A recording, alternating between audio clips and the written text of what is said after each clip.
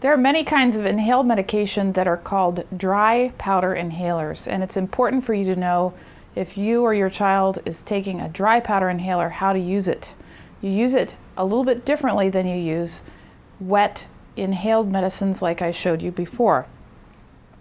This is one example of a dry powder inhaler, and with all of these, they have a slightly different mechanism for loading, but there's some way that you load the dose, and in this case with Advair, I open it up to show the mouthpiece, and I have a little trigger that I cock that opens a window where the medicine is stored.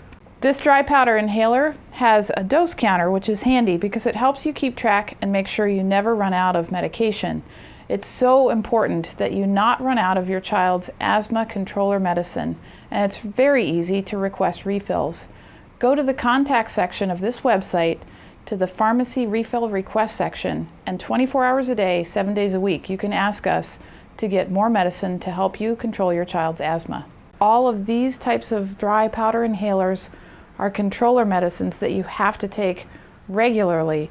Never reach for them in an asthmatic attack, but you always should remember to try to take them as part of your daily routine. Because Dr. B has asthma, I take this medication every single day, and I wanted to show you how to use it correctly. Speed is the most important part of taking this medicine because it's a dry powder. It will stick on whatever surface it first hits, whether that's your tongue, the roof of your mouth, or hopefully, if it is your lungs. So when you use this, I always tell kids it's sort of like holding a hamburger. You want to hold it flat. If you tip it towards the floor, all the medicine that you just paid for is going to fall on your toes. So instead, hold it flat like a hamburger, and then I'm going to show you how I empty my lungs. I put this in my mouth, and for me, it works much better if I plug my nose so that I am only inhaling through my mouth and really getting this deeply into my lungs when I take a puff. All right, so I'm going to empty my lungs, put it in my mouth, and seal my lips.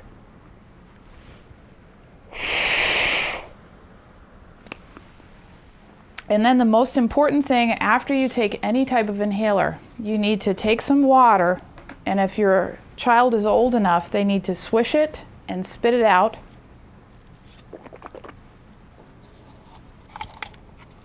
The purpose of spitting out the medicine is so that anything that's left inside your child's mouth is gone, rinsed away, so that it doesn't cause thrush or cause sore throats or any of the other side effects that you can have from these medications. If your child is not old enough to swish and spit out, it's better to have them swish and swallow it rather than to just leave it in their mouth.